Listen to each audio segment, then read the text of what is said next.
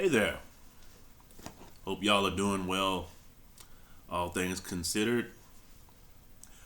Hope you all had a happy holiday, a Merry Christmas, and hopefully you'll be looking forward to a joyous New Year. Um, I was driving home from work today.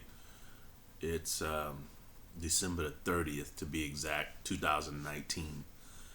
And I was listening to this talk show, and it featured a young girl and an older guy, and they were talking about climate control, amongst other things. But what really inspired this talk was some things they were saying about climate control. So they were talking about this 16-year-old girl who's going around championing climate control, trying to raise awareness. And what truly inspired this video is that the girl said that this world, this planet belongs to the young people. And the girl who was the hostess, she's the one that actually said it. She was quoting the girl who's actually championing the cause for climate control, and she was pretty awed at the fact that the girl championing the cause is only 16 years old and that kind of thing. And I suspect it might be the same girl that Donald Trump was supposedly mocking, according to the news media. And that being said, this young girl radio show host really jumped on that bandwagon about the planet belonging to young people. And to me, that just shows a degree of naiveness that can ultimately end up in severe disappointment. I mean, I can only imagine some old politician hearing that statement and musing to himself or herself, yeah, that's what you think. And another thing is that is the phenomenon of opposition. I mean, any kind of cause like that comes up, somebody's just gonna pop up out of nowhere and give you opposition. I mean, no matter where you go, no matter what you do, Satan just rises up. Like, if you ever heard that saying, up jump the devil, it never fails. And that's what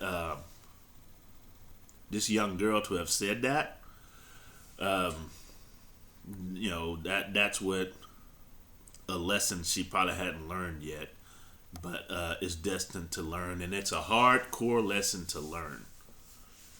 And anyway, that brings up the subject matter of division, and that's the one and only. That's the one and only thing that I personally think that we need to come together and obliterate. I mean, I get it. I get the idea, wanting to save the planet, because people really do think that they own the world. They think that they own planet Earth, and there's a philosophy that, at the surface level, it makes sense, but nevertheless, it's erroneous that Earth is our home. Well, Earth isn't really our home. Earth is a temporary platform that we're born into, but we're not going to stay here. And, people both young and old, in all matter of races and creeds and causes, organizations, religions, in some kind of way, they think they own a piece of this world.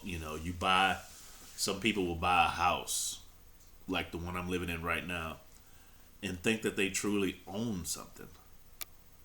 But a few years down the line, they're gone. So now what? Where's the ownership? And also, here's one thing that older people know that a lot of young people don't realize, and that they're gonna be old before they know it. Before they know it, they'll be old. Time isn't waiting for anybody. When a baby is born, the first thing it does is to start aging. But let's not get off too far off the subject matter. Division. There's always going to be division. There's always going to be people, even with good causes. Like, for instance, I was watching the Justice Network and I saw this very lengthy television commercial about people, Jewish people, somewhere just outside of the Soviet Union. They're elderly and they're starving to death. They need food and water. And there was a Jewish man and a Jewish lady conducting a commercial, and they were soliciting money, wanting people to dedicate $19 a month to feed a Jewish elderly person, because $19 would feed one person for a month. And she said something kind of peculiar, something to the effect of about it being mentioned in the Bible, God will bless those who bless the children of Israel. And, that kind of rubbed me the wrong way. Why, if they're really the true children of God, and I don't want to get too far off the subject, but why do they need a middleman? And you're spending all this money to make these elaborate commercials. You're showing it had to have been every 15 minutes. Why not just give that money to take care of these families? So something's amiss. And then there was another one, Adopt a Polar Bear. That's the new kid on the block. Adopt a Polar Bear. I'm like, really? Adopt a polar bear? And again, $19 a month. You can adopt a polar bear. You'll get a free picture with the polar bear you adopted and whatnot. And you see, all these so-called good causes, everybody's got one. Well, not everybody. A lot of people have a cause that they're championing. So you got those kind of causes. You got religion. You got politics. You got civil rights. And no matter what, there's only one constant. You got all these segregated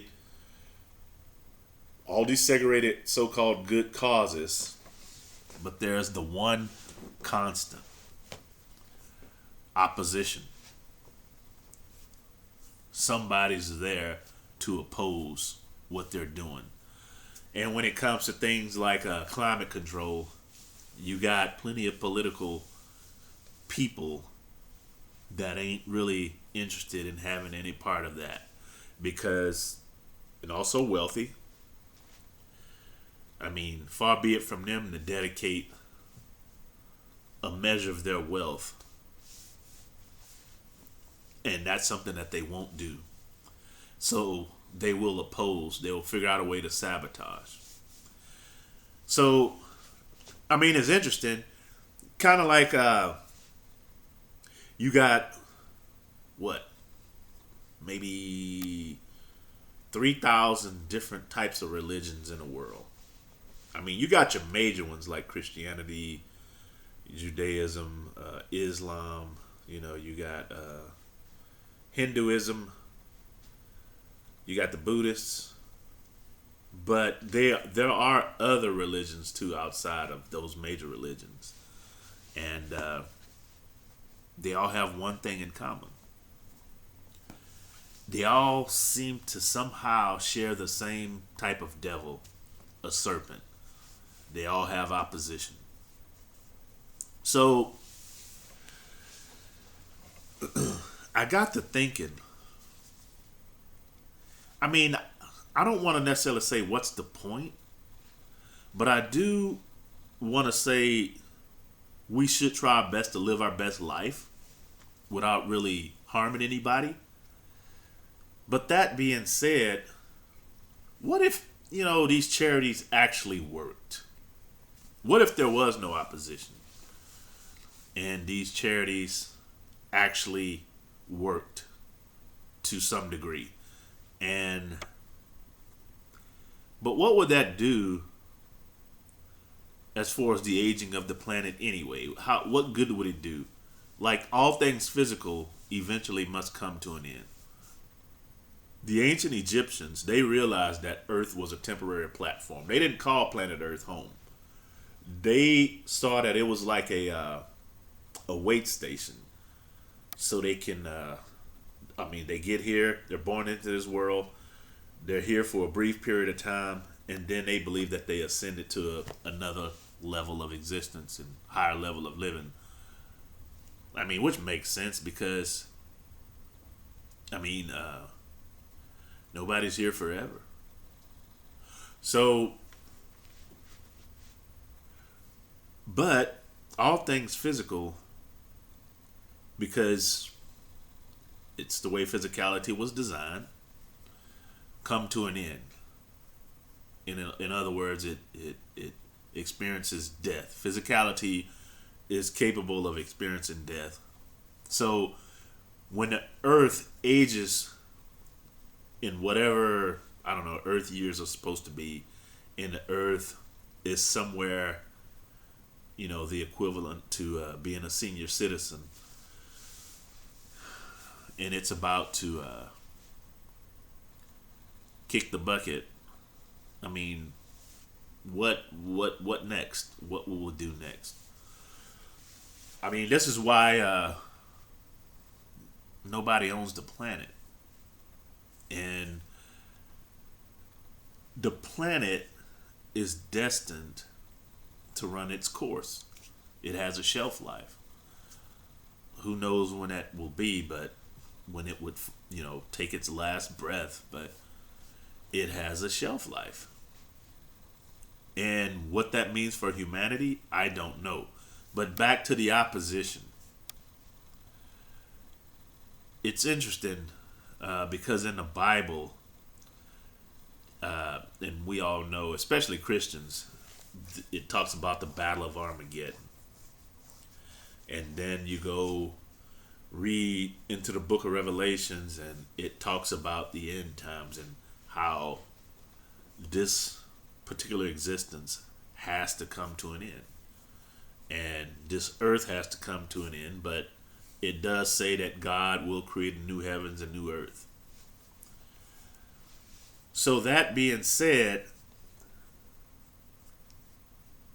the Battle of Armageddon, is it inevitable? Is it predestined to happen? Well, it seems as if it is.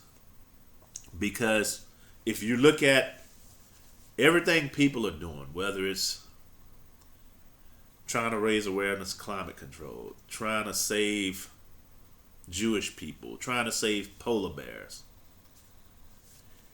it's all self-interest. It's a form of selfishness. And why do I say that? Because it diverts people from doing what they really should do. Learn to connect with each other and get along with each other.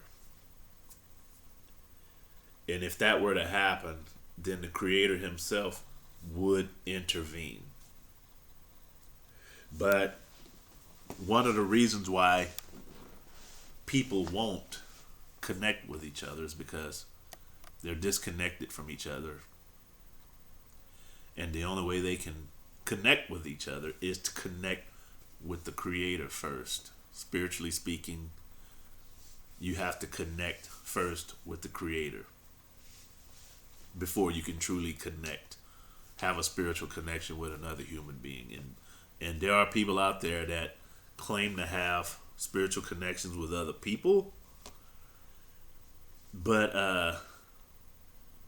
that could be more so ego cohesiveness, because they have similar ideas and they believe they have all this stuff in common, but it's not necessarily a spiritual connection. And connecting to the Creator can be a very tricky, and for some people it's very elusive. I mean, it's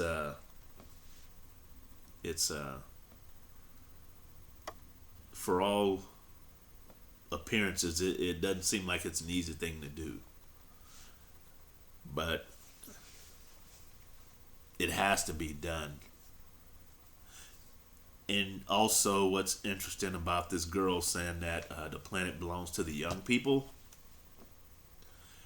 about some 2,000 years ago, 2019 years ago to be exact, the Messiah was said to have been born. And there was all the hype about him being the savior of the world. As a baby, the first thing that happened to the Messiah that initiated him into the world was they ran him out of town, because a king was looking for him to destroy him. And that's just the way it goes. There's going to always be opposition to destroy whatever seemingly goodness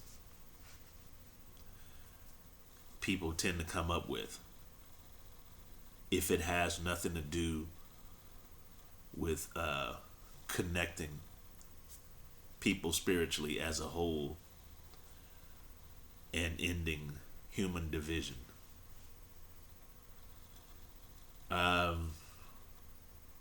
Personally, I believe the Battle of Armageddon is destined to happen, because the last thing people want to do is to connect spiritually with each other.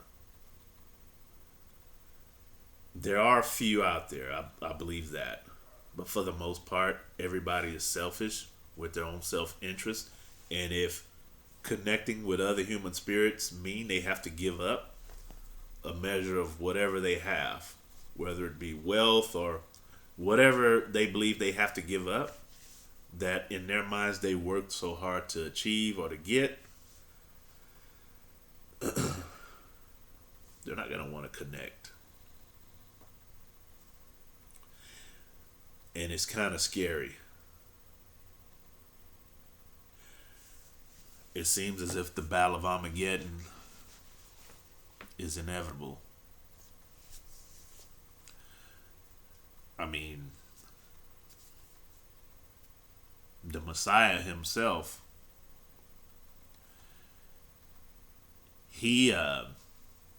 if he couldn't stop all the mayhem, what makes anybody else think that they can? All he could do was be an example of what to do and how to connect to God, so that you can ascend to the next level. You know, like I said about the ancient Egyptians, they believed that this earth was a temporary platform. It's nobody's home, not this planet Earth. And the Messiah, if you really take to mind his journey and everything he did, and when he passed away, when he was crucified and was in the grave for 3 days and he rose back up, he came here for a brief period of time, reappeared to his disciples. And what did he do afterward? He ascended back up to a higher plane of existence. to a real home, a real spiritual home.